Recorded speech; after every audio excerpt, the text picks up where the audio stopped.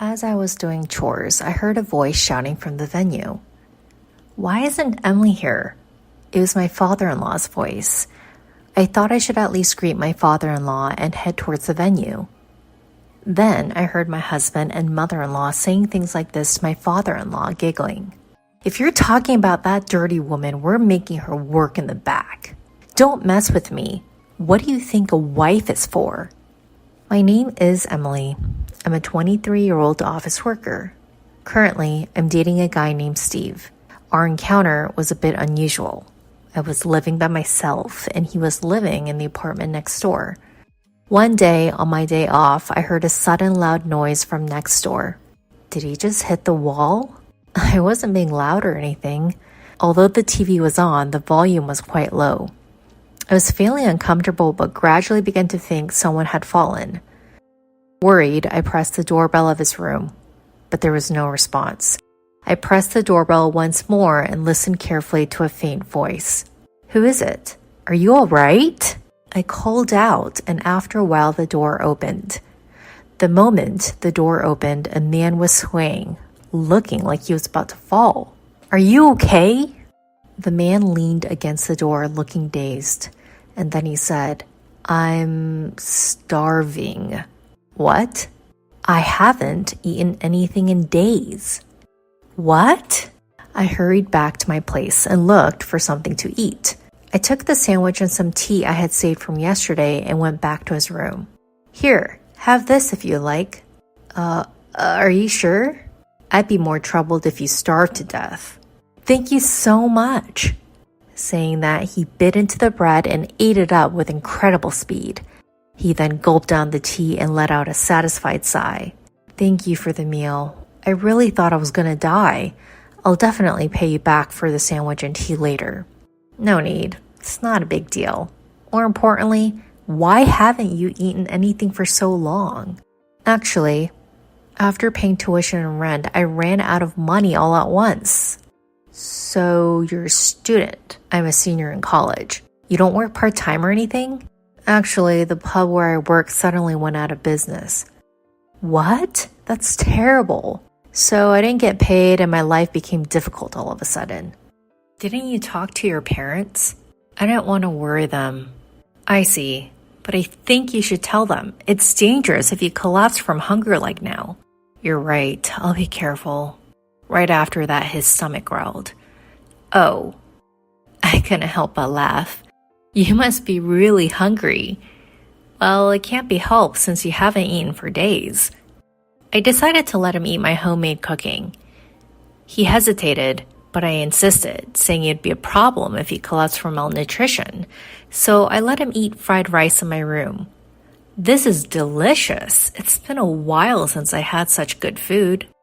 He ate like a child, eagerly and happily, which was so cute that it stirred my maternal instincts.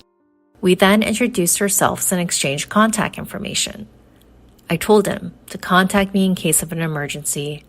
It seemed he found another part-time job soon after, and he was able to get a job at a restaurant with free meals.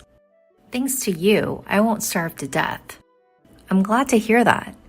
Recently, when I came home from work, I'd cook a little extra and invite him over to eat together. I was always feeling lonely eating alone, so it was fun to have someone to eat with. As I was thinking about that, he suddenly made a serious face. "What's wrong?" As I asked nervously, he swallowed his saliva and said this, "Emily, would you go out with me?" "Huh?" "I know I'm just a poor college student and I'm not a good match for you, but I've fallen for you." I was taken aback by his straightforward words. The fact was that I was also attracted to him. So I accepted his offer to date. "I like you too, Steve." As soon as I agreed, he was delighted, and so we started dating. We enjoyed discussing things like whose room to hang out in since we lived next door to each other. We continued dating smoothly, and he found a job after graduating from college. We decided to move in together in a larger room when he got the job. Although we had already been practically living together, we thought it'd be better to share a larger room to reduce the rent burden for each of us. We continued dating for a while and we got married when I was 26 and he was 25. Although we continued living in the same room we have been sharing, our lifestyle didn't change much after marriage. However, one thing changed immediately. That's about Steve's mother, who became my mother-in-law. Until now, we hadn't been involved with her at all, but after getting married, we had to interact with her more often. Even though she had never visited our home while we were living together, she started coming over quite frequently after we got married. Emily, do you even clean the room properly? Huh? Look at all this dust. I can't reach that high and I don't have time to clean there after work.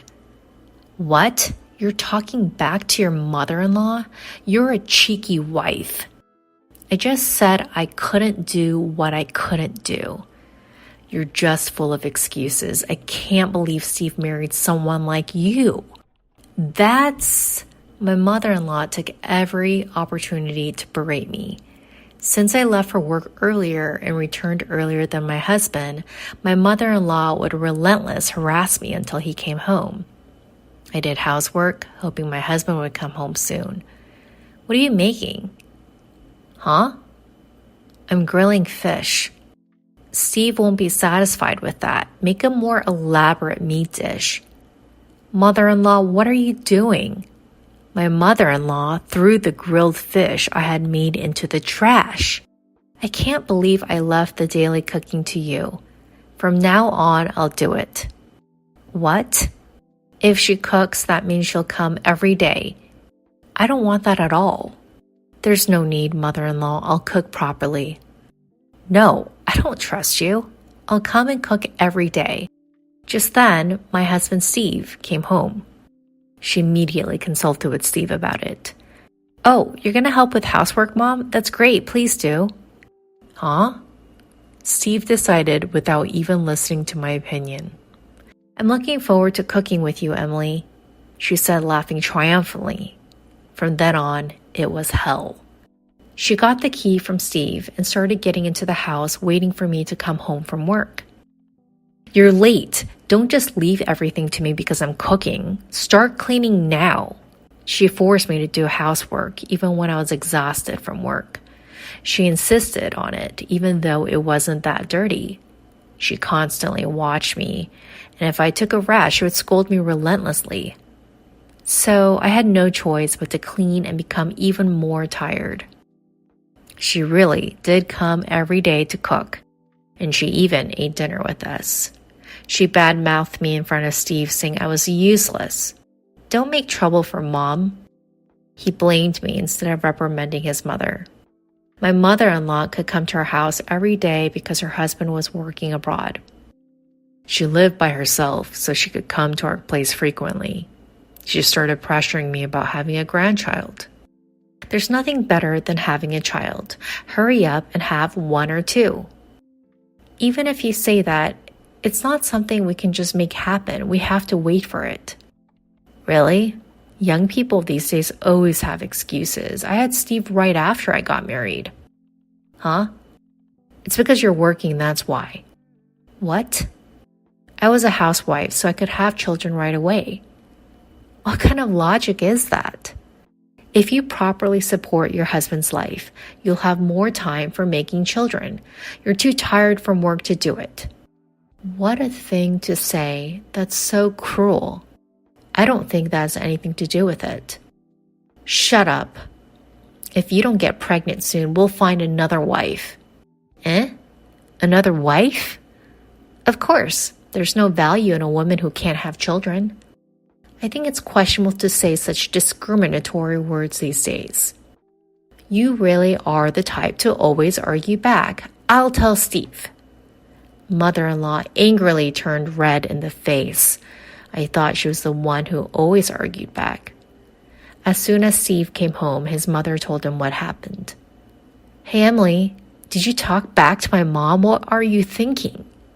Steve immediately got angry after hearing his mother's story. It's probably your fault that we can't have children. Eh? You're saying that too? There's no way it's my fault. What nonsense are you talking about? I was getting fed up with my husband, who always sided with his mother. I thought it might be better to get a divorce. That's when my husband's grandmother, who had been hospitalized, passed away. So a funeral was held. Even though I was considering divorce, I had to attend the funeral. But my husband and his mother said, "Don't come here, prepare things in the back." I had no choice but to make tea and to do chores in the back. I thought I'd leave my husband once this was over. As I was doing the chores, I heard yelling from the venue. "Why isn't Emily here?" That was my father-in-law's voice. It seems he had returned from an overseas business trip. Well, it was his mother-in-law, so it made sense for him to come. I thought I should at least greet my father-in-law, so I headed to the venue. Then I heard my husband and mother-in-law say while smirking, "It's obvious she's not family, haha. We're making that dirty woman work in the back, haha." They even said that in front of my father-in-law. I was amazed by their unchanged behavior. Then the next moment, my father-in-law's angry voice rang out. "Are you kidding me? What do you think a wife is for?" My husband and mother-in-law were shocked by his yelling. "What are you angry about?" "Yeah, you really surprised us." "I'm disgusted that you two think like that. I'll call Emily." Hearing my father-in-law say that, I went to where the three of them were. "Father-in-law, long time no see." Yes, I was surprised. Emily, did you hear that?" "Yes." As I entered, my mother-in-law and husband glared at me with disgusted faces. "Emily, could it be that you've been suffering from bullying by my son and my wife?" When my father-in-law asked me that, I replied, "Yes." She came to the house almost every day to complain about me, and Steve joined in to blame me. When I said that, my father-in-law glared at his wife and his son. "You guys are the worst. Have some shame." My husband argued back when scolded by his father. "What? Did we do something so bad?" It's really the worst that they don't realize their own faults. My mother, in other words your grandmother, was always troubled by being bullied by her mother-in-law. That's why I wanted to be kind to my son's wife when I became a father-in-law, and I never bullied her once. You don't have any bad memories from my mother, do you? Well, that's true. Even so, you yourself are bullying Emily and making her suffer. What kind of nerve do you have? Because this woman won't give us a grandchild. Having a child is a blessing. Just because you happen to give birth early doesn't mean you should force that on your daughter-in-law. You guys are really hopeless. My father-in-law said this and asked me this. Emily, what do you think? Do you want to continue your marriage with my son? Hey, Dad, what are you saying? My husband was flustered, but I ignored him and looked at my father-in-law and said this. I want to divorce him.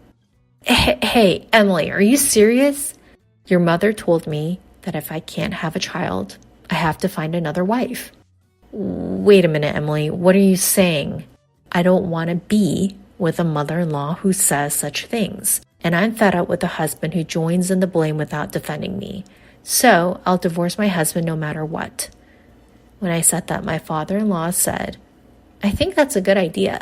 If you're going to divorce, there's no need to help with this funeral anymore. Emily, thank you for everything up to now. You can go home. You have to pack your things. Yes, thank you. I'm glad I could talk to you, father-in-law. I said that and left the venue. My husband and mother-in-law had pale faces. And since our conversation was overheard by all the relatives, news of my mother-in-law and husband's bullying spread quickly, and they were looked upon coldly by everyone. After that, with my father-in-law's help, I officially divorced my husband. And it seems my father-in-law was so appalled by this incident that he divorced my mother-in-law as well. My mother-in-law was abandoned by my father-in-law and had nowhere to turn, so she ran to my ex-husband's place. But up until now, I had been paying for most of the living expenses. So, if my ex-husband and mother-in-law continue to spend on food and other miscellaneous expenses as they have been, their money will surely run out. In fact, since my ex-husband hadn't saved any money, The two of them are said to be running out of money and struggling to make ends meet. Well, it's none of my business, so I don't really care. Meanwhile, I live in a single-person apartment and enjoy my single life. I recently started keeping a cat, so I don't think I'll be dating for a while.